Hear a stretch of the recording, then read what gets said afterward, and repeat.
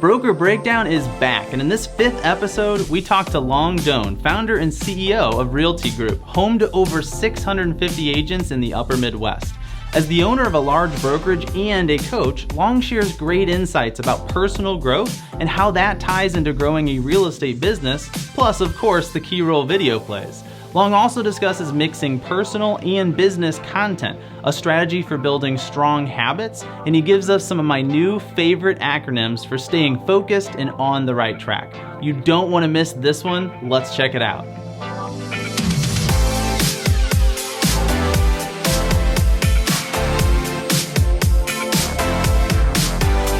Well, hey Long, thank you so much for joining me today. Thanks for having me, bud. Yeah, I've been looking forward to this for a while here. So I want to get right into the questions, get into the content, and a lot of times, we'll talk about somebody's sort of origin in the business and how they got started. I want to go a little further back with you because you have really a fascinating backstory that I'd love you to share with us. Tell us about what it was like to live through the fall of Saigon and everything that happened after that. That's crazy. Yeah, Nick, a lot of people who are close to me kind of know my story a little bit. I'm originally from Vietnam, like you said. And in Saigon, 1975-ish, when the American pulled out, the North Vietnamese came in. We lived in the South. We were with the American. So I was 8 years old. My two brothers were 4 and 2. So what happened back in the fall of Vietnam, in the Saigon, especially in the South Vietnam, most communist country has this thing called re-education camp, right? So unlike here in America, if you don't agree with the government, they just put you in jail and they'll kill you. So what they did was they will re-educate anyone who can think for themselves. That's a threat.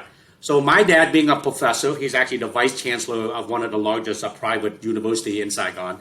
So he, along with thousands of other political prisoners, is what we call them back then, was arrested. I was 8. My brothers were 4 and 2. So we didn't see him again until I was 32 years old. So he was in prison for all those years. So from the age of 8 to 13, I lived in Vietnam during the time that, the communists just took over South Vietnam. The country was very poor because, for years, the North was really poor. So once the U.S. pulled out and all the Westerners, we call them, were not there anymore, they didn't have any assistance. So during that time, it was actually called a rationed period. So everything you get was rationed to you. Even if you made a lot of money, you couldn't buy anything. So for me, my mom at that time worked 2 jobs because my dad was, in prison, and to raise us 3 kids. And then he being the oldest in the area, we lived with my grandparents, which is typical in the Vietnamese culture. So my mom was taking care of the grandparents, my grandparents, her father and mother-in-law, and the 3 kids working 2 jobs. So my job then, as between 8 and 13, man of the house, after school every day, I would go line up for sometimes 3 to 4 hours in long lines, hot, humidity, heat that a lot of us experience right now in the summer, to get a ration or whatever. Monday might be vegetable. Tuesday might be rice. Wednesday might be spices. Whatever it was. Thursday might be detergent. So that was my job until I left Vietnam. So during that time, this is the mid 75 to about early 80s. A lot of people left Vietnam, and we being a coastal country, we were called the boat people, as you probably studied from history. So I was one of those. It was my 3rd try when I left when I was 13 years old.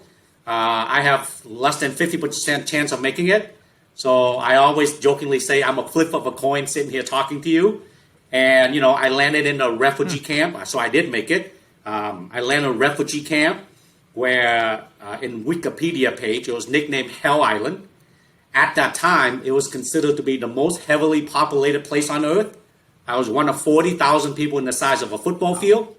And because I was an orphan, I was only there for 8 months. There were people there between 4 to 5 years. Because what happened is you would declare what country you want to go to, and you need to have a sponsor. So my aunt and uncle, my uncle, who's my dad's brother, lived in Minnesota. They sponsored me. That's how I ended up here in Minnesota when I came over. Whereas many people don't have sponsors. They have to wait for churches, nonprofit to sponsor them. They can declare to go to Germany, America, Canada, wherever. So sometimes it takes 4 to 5 years. And the camp life living condition was not fun. I'm glad I was only there for 8 months. So I came here to America and lived with my aunt and uncle. And my younger brother, who was 4 years younger than me, made the same trip 2 years later. Luckily, he also made it. So when he came to live with us when I was 18, I moved out, raised him when he was 8th grade through high school, worked 3 jobs, went to the University of Minnesota. And when I got out, I got into mortgages. That's what I did for the first 15 years. That's how I got into the industry, Nick, was my first 15 years on the mortgage side. And then I got into real estate in the last 15 years. Wow. Well, I mean, it's obviously an amazing story. I do want to ask this. After going through all that, has like everything else after that just been like surprisingly easy? I mean, it's got, I've personally never been through anything like that, obviously. I don't think most people watching this have, so it's got to have been a totally life-shaping experience, I would imagine. Yeah. So as human, there's 3 ways we learn in life, okay? One is considered the easiest way to learn is by imitation. If you see someone figure something out, right, just copy them. Why reinvent the wheel, right? I always say that in school it's called cheating, but in life it's called sharing. If you figure how to do a great video, Nick, I'm going to learn from you, right? Why reinvent the wheel? I don't have you teach me how to do it. And the second way is considered the hardest way to learn is by experience. Okay, so I got to experience something I would never wish on anybody, but it taught me a valuable life lesson that I still now, use, which I'll share with you. And the third way we learn is considered the most noble is by reflection. Okay, reflecting on what you learn as well as what others have learned. So I share this story quite a bit so that I don't want you to have to go through the same experience I went through, but I want to share it so maybe you can learn something from it. And you're totally right. We take a lot of things for granted here. America is a great country. I'm a testament of that. You work really hard. You can do a lot of things.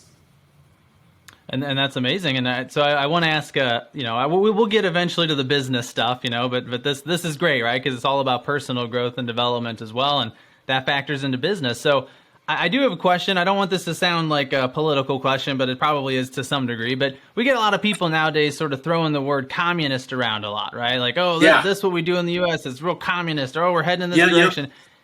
What do you think? Is that accurate at all? Is there anything you look at and go, oh, no, this is kind of worrying me? Or is that just complete nonsense in your opinion? One thing I love about America, so now, because I was only 13, right? I'm not dating myself here, but I've been here 40-some years.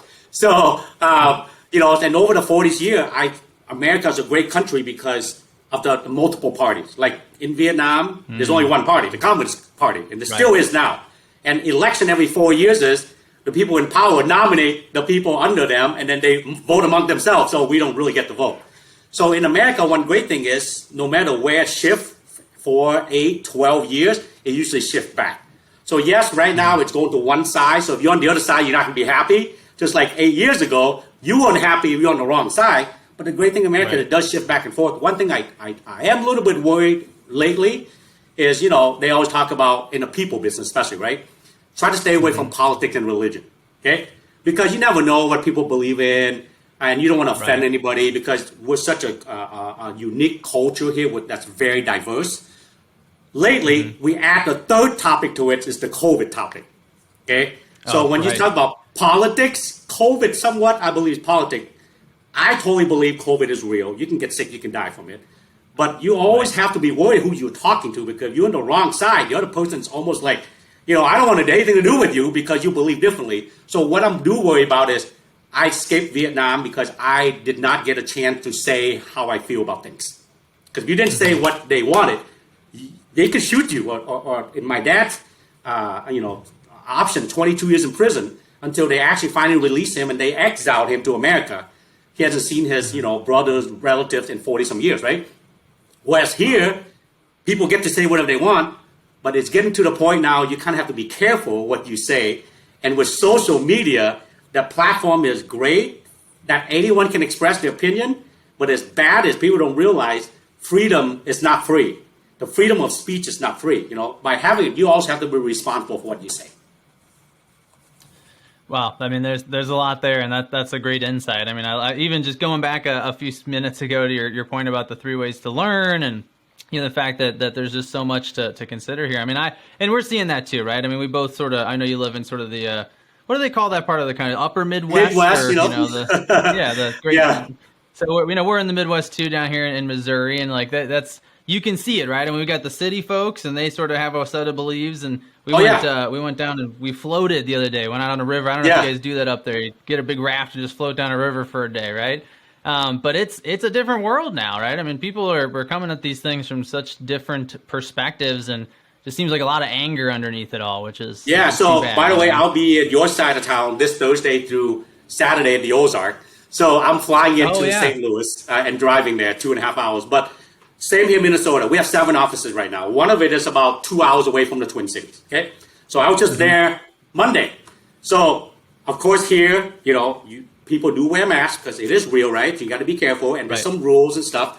You go up there, you wear a mask, you look like, what's wrong with you? Why are you wearing a mask? Right. So even in our part of the state, so you're right, there's a certain part of the country, we have a place in Phoenix that we go to quite often. It's interesting to see how people treat COVID, which is why I said it depends on which side you're on. It's a hot topic. Right. It really is, yeah. It is. I mean, we probably talked about it too much already. We're probably already upset Exactly.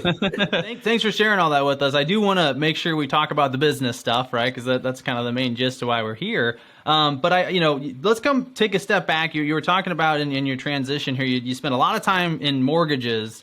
Now you're obviously on the real estate side. You've been over there for over a decade. Thousands of agents. I don't know if I'm quoting the number correctly, but you guys are a huge brokerage. So walk me through a little bit of just that kind of transition, right? So you're in mortgages, you obviously made this transition. I guess why make the transition, and what were some of the motives of doing that? Yeah. So first of all, I appreciate you asking more about the person, because at the end of the day, in the people business, you don't go to work and you turn on the flip, right? And you switch and you go to work. Right. You are who you are as a person and also in your business. So that's why personal growth, I believe, is even more important than what I call real estate IQ. Okay, so with that being said, I believe I've been in the people business for about 29 years now. I just happen to be in the mortgage side. So people who actually know me know I'm one of those guys that is really bad with directions, Nick. I think I don't have that gene in me. I'm just really bad with direction. I live 6 miles from my house to my office that I'm at right now.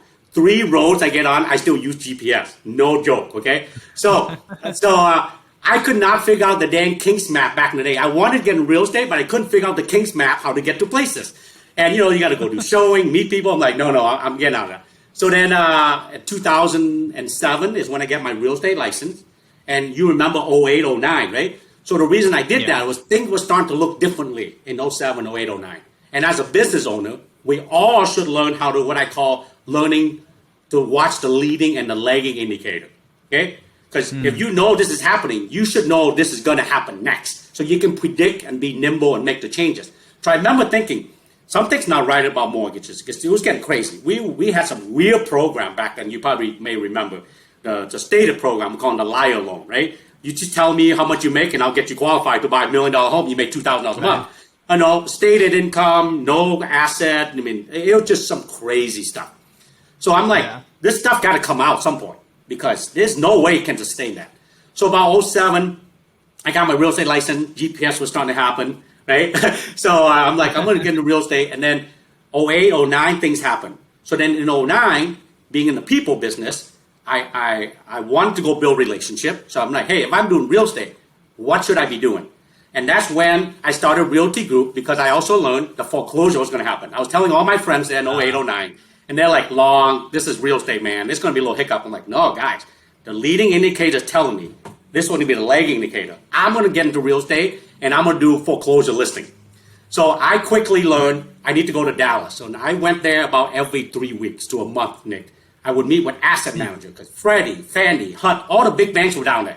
So I went down there. I remember telling my wife, my kids were young at the time, honey, I'll see you tomorrow. I flew down there at 10 o'clock in the morning. Couple coffee meeting, lunch, couple happy hour, dinner, coffee meeting. Next day I came back midday.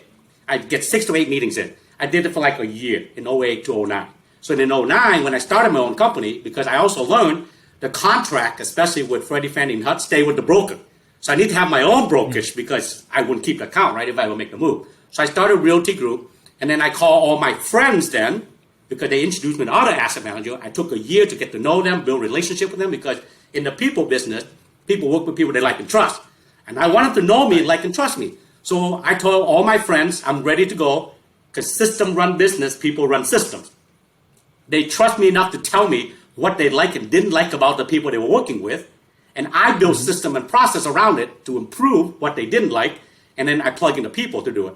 So I tell all my friends I'm ready to go. I went from 0 to like 400 properties in 6 months. And I closed 1,000 transactions my first 4 years in the real estate industry. Whoa. Jeez. Okay.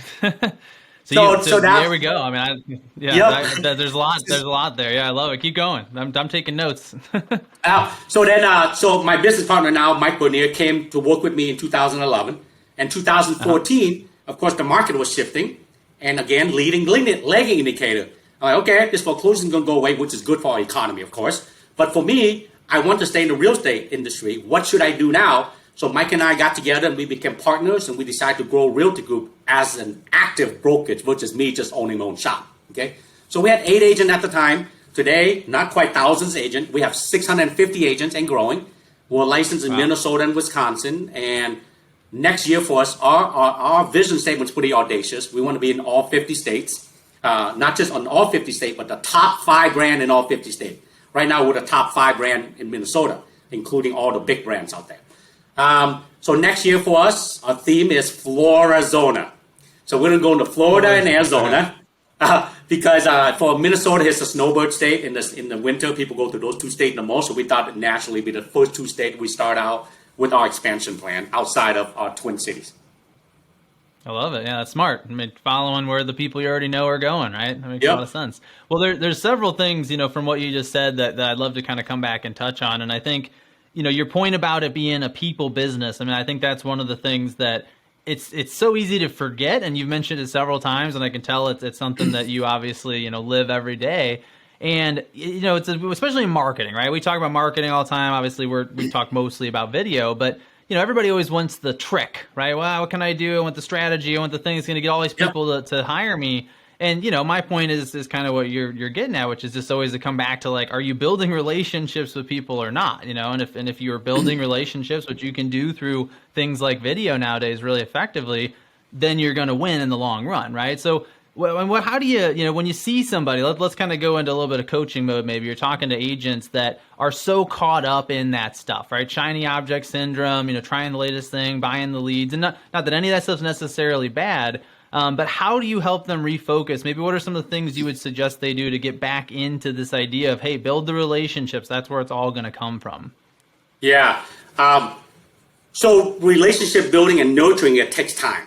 Okay. Like you don't go meet somebody, date them the first time and ask them to marry you, right? That's essentially what you're asking, because in the real estate business especially, it's still one of the largest financial transactions in their lifetime.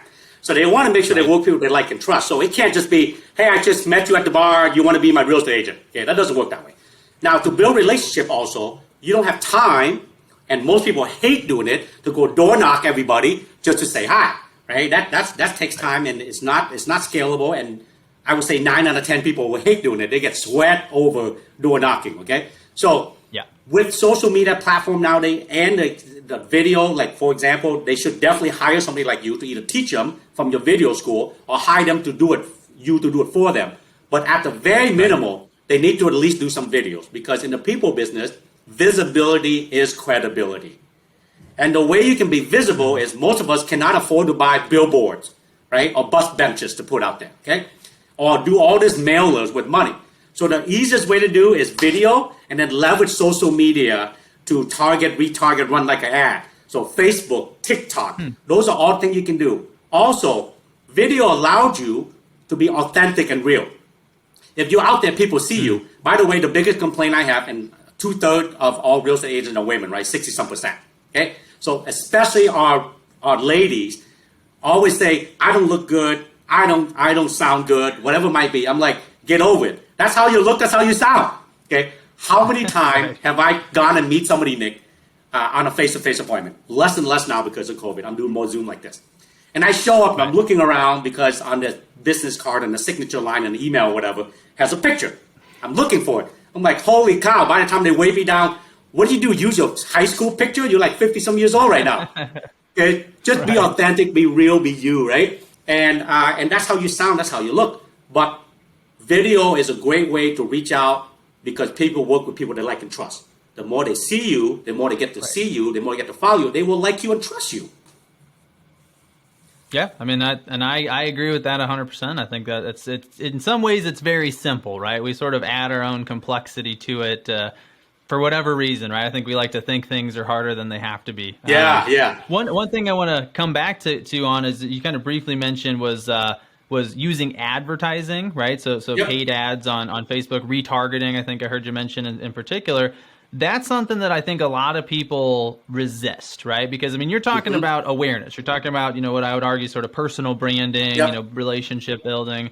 A lot of people feel like, well, I should get that for free from these social platforms, right? Like I post my stuff, I get the exposure, that's where it ends. And if you ask me for $10, now you're trying to rip me off, right? And I've seen that Right. attitude amongst hundreds and hundreds of agents in particular. Meanwhile, I've been running video ads to those same agents, and they know me really well, So I'm kind of like, come on, But where? I mean, so tell us about that. When you talk about using the strategies to kind of get in front of even more people, or is it about staying in front of the same people consistently? I mean, what do you typically recommend on that front? Yeah. Well, first of all, I want to remind everybody, I know we said it right, people business, which means you're Right. dealing with people and you are running a business. So in our model, we treat every agent as a CEO of their own company. We don't care if you're a solo agent, you're on a team, or you have a team. With that being said, as a CEO of your own company, you better have a marketing plan. Okay, I don't care how great you are. If people don't know anything about you or your business, they will never use you. Okay, so what is your marketing plan? You have to have then a budget. Okay, that's what we do here. We help our agent build a marketing plan, a business plan. So they say, rule of thumb, 10 to 15% of your targeted revenue, it should be your marketing budget. If you want to make $100,000 in GCI, you should spend $10 to $15,000 in marketing. So let's call it $12,000 in between. That's $1,000 a month. So what are you going to do with the $1,000 a month? Mail a postcard, hire someone to go door knock for you, spend on social media, target, retarget, doing videos. So we just think that the videos and the social media are just the most effective and the cheapest way right now, because email used to be really cheap. It's free, right? But now it's going to spam folder. And even when you send email, you have to use the right platform so it gets through. And then you want to embed video anyway. So all of these things still come back to video, because I can't be out there to see 100 people every day. But I can have 100 people see me using video and spending money on ad to target and retarget. So it's a no-brainer for any real estate agent. If you're not doing it now, hire someone to learn to do it. Some of our older agents, I don't know a lot about video. I'm saying, hey, I don't much either. But it's easy. Content's all around us. Okay? You can easily say something like, hey, I just helped so-and-so buy a house. Or, hey, I'm here at a showing. Here's my walkthrough on one of my property. Here's my new listing come out. Also mixed in with personal stuff. I'm here out with my wife right now on a date night. I'm here hanging out with my kids on the lake. People want to know you. And here's another thing about video. It allowed you not to be the secret agents. How many of us, our family and our neighbor don't even know we do real estate, right? Or you get mad because you saw one of your friends just move to a brand new house and you're like, what the heck? Why didn't you call me? Well, whose fault is that? You're not in front of your friend. Nick and Long's in front of your friend. That's why we got the business, Right. Exactly. Yeah, I love that. So, you made a great point there, which is the idea of, putting both your personal life in front of people, right? Because it's about relationships, and that's where you build the relationship, right? But then also obviously talking about your business. So that part of it, I think, is where a lot of agents really get stuck, right? And I've seen a lot of them, a lot of people are going one way or the other. So they're either doing like all personal. For instance, I knew a gentleman who had a show. He was doing these really cool community highlights, going into local restaurants and featuring these things. It was a great strategy. Never was mentioning he was a real estate agent, right? And so he wasn't getting much business. And that's a shame, right? Because he was really doing everything in a lot of ways right. Then you have a lot of people most people go the other extreme, right? It's all real estate all the time. That's all they ever want to talk about, and it never gets off of that topic. So how do you blend the two? Like, do you, in terms of like how much do you talk about one or the other, and can you talk about them both in the same content? And give us some thoughts there. Yes. So one thing about me is I tend to try to remember things using acronym, right? That's how I remember things quickly. Okay. So I have a couple acronyms I will share with you, like Art of Nurturing Relationship, ART, the Life acronym. I'll talk to you that a little bit, but stay in front of people. You want to stay in front of people, right? Stay is another acronym. Right. I'm going to steal this from a friend of mine, Tristan Alumada with Lab Code Agent. Okay, so we have the same idea, but he put into the word stay, which I love, so I'm going to steal that. So I'll share with you. But the same concept that Mike and I have. One is S, stay, S-T-A-Y. S is a story about selling what you do for a living. Okay, you sold something with a story. Like I just shared with you. Hey, I just helped, so-and-so buy this house. It was a difficult transaction. Hey, here's a closing I did with somebody today. Tell a whole story how difficult the deal was, blah, blah, blah, with a video or post, okay? T is teach something. You want to be the expert at something. You want to tell them, hey, by the way, if you think about listing your home, you should, declutter, do whatever, right? A is advice. Advice on something. You can come up with some awesome quote about life, automate, delegate, eliminate, do this, do that, 3 ways we learn, whatever things that you have out there you want to advise people on. That one's actually pretty easy because people call you all the time for advice on something, right? You can take the same thing. My friend was asking me about this. Boom, here's the answer, right? Why is you. Okay, this is where you get to be authentic and you yourself. Again, like I shared earlier, out with date night with my wife, do whatever. I'm out golfing today with a couple of buddies. The point is you have to have a good mix so that you don't feel like you're constantly out there selling. So stay ahead of people is a great social media calendar you should have. You can either do one a week, each ST 1 week, AY, or maybe you have enough time to post. You can do all 4 weekly. The point is you have to schedule in as part of your business plan. Tuesday, 9 a.m., S goes out. Thursday, 9 a.m., T goes out. And what people don't realize is you can plan all these like a business and do all of this on Wednesday, 3 p.m. to 4 p.m. Get it all set up. Right. So when Tuesday and Thursday come and automatic go out, I'm sure you teach people with all that stuff. So it's, again, just being, most real estate agents are just very reactive. That's why they do one of these in their business, right? Up and down. If you proactively plan out, your business should be a trajectory of growth. And that's what we do here with our agents. I love it. Yeah. And I'm sure as people are listening to this, I'm sure we're getting a few that are kind of going, all right, I may need to switch brokerages here. It sounds like this guy really knows what he's talking about. So, I do have time for 1 or 2 more questions. I want to make sure we make the most of our time together. So keep continuing down this track, because this is very actionable stuff, which I love. So you got these agents, they hear this stuff. I need to be doing this regularly, right? And I think where the breakdown and ultimately the challenge, we're always all trying to build habits, right? Positive habits, and hopefully get rid of negative habits. And our habits are what form us as individuals. So that, to me, when we coach people, it really comes down to like, how do we make this a habit, right? Like, even if it should be in the calendar, but even if it wasn't, you couldn't help but not do it. And that's what the ultimate goal is here. What should agents be doing to help facilitate that habit development? You have any ideas for us on that front? Yeah, absolutely. So this is a perfect time for me to go into my LIFE acronym, right? LIFE, L-I-F-E. So what we tell our agent here is this is what life is all about. You're going to learn. That's what everyone who's listening to this right now, watch it later, is learning, right? But very few actually then go implement, which is implement. You do not know how many times I meet with people, even locally or nationally, and I'll share with them what we do to be successful, and they'll tell me, why are you sharing all your secret? Number one, I think it's abundance versus scarcity. There's plenty of business go around. I just want to share with you because I probably learned that from somebody else, right? It's not like I invented anything. But 9 out of 10 of you won't go implement anyway. So who cares? Next time I see you next year, you haven't done the dang thing I just told you, okay? But those who become successful will implement.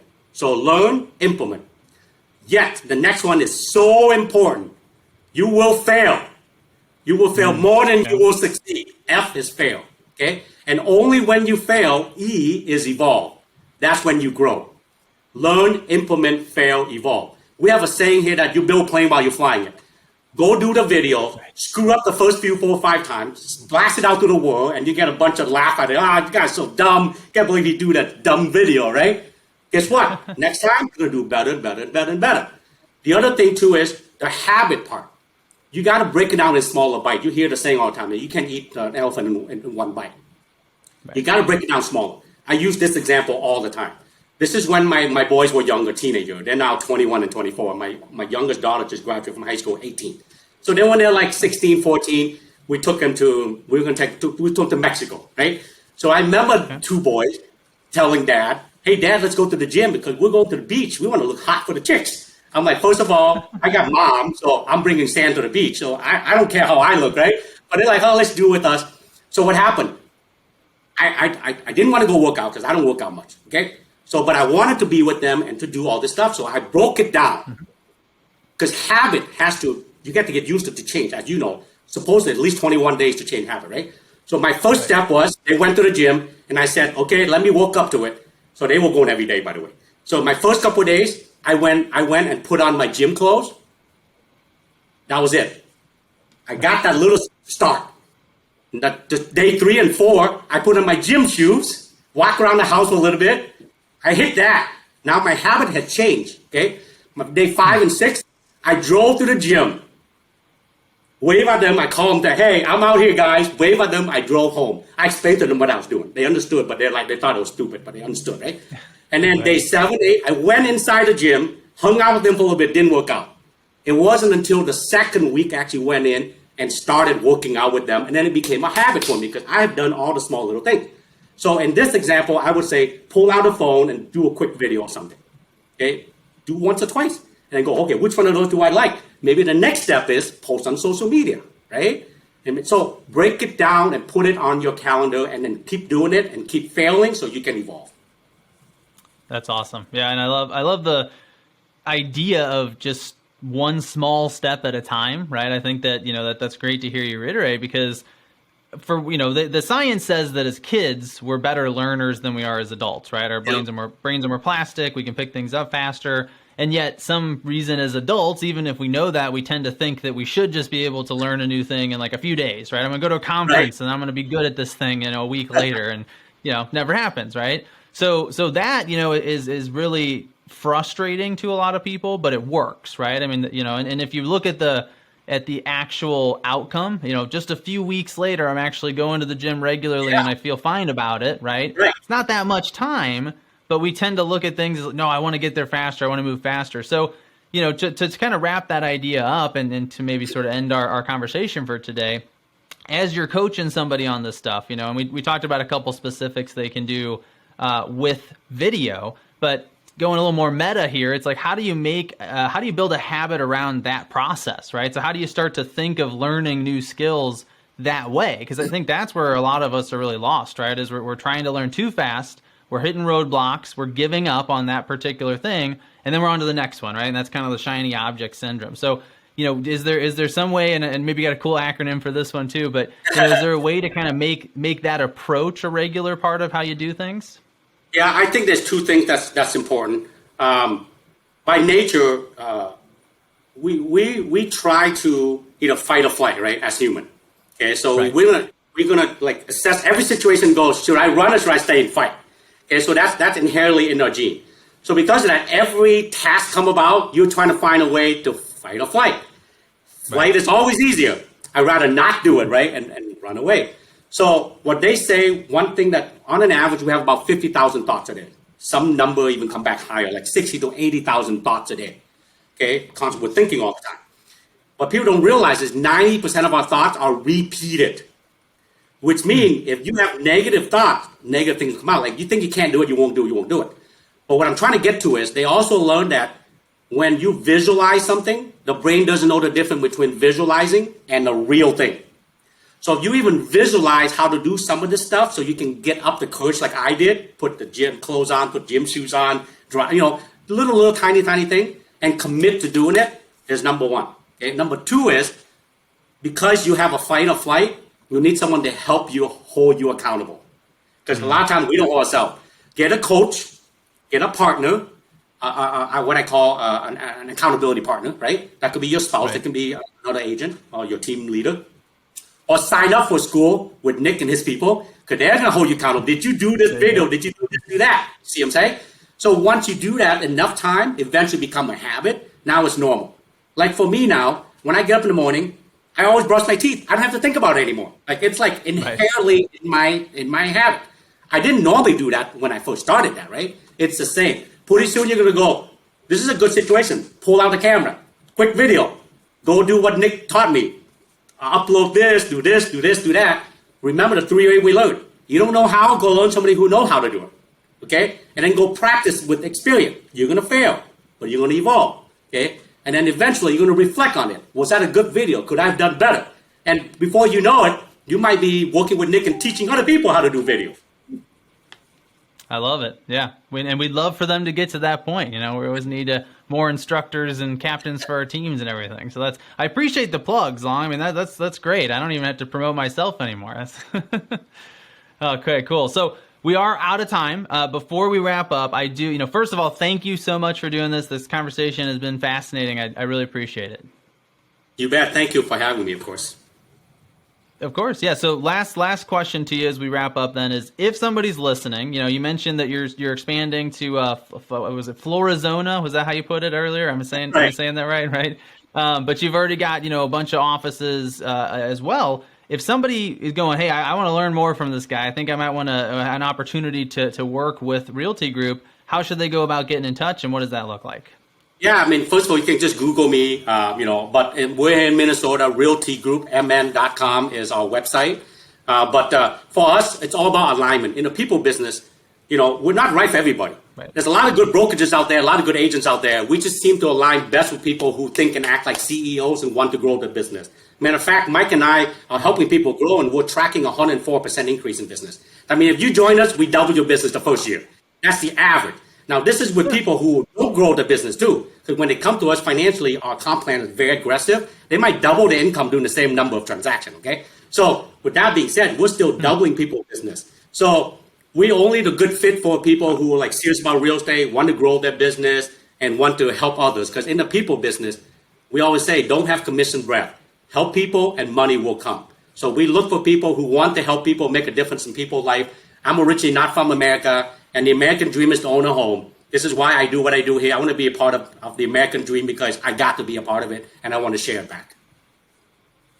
That's awesome. Yeah. And it sounds like, so if you've been listening to this and you've been thinking to yourself, oh, I'm already doing some of these things, then that's the kind of person that should get in touch with Long here. So good stuff. We are running out of time, or we are out of time. I guess we're almost like 5 minutes past what I said we'd do. So I appreciate you sticking around with me. For those of you that are watching, thank you so much for joining me. Hopefully you enjoyed this conversation as much as I did, and we hope to welcome you back to see our next episode of Broker Breakdown. Thanks for tuning in.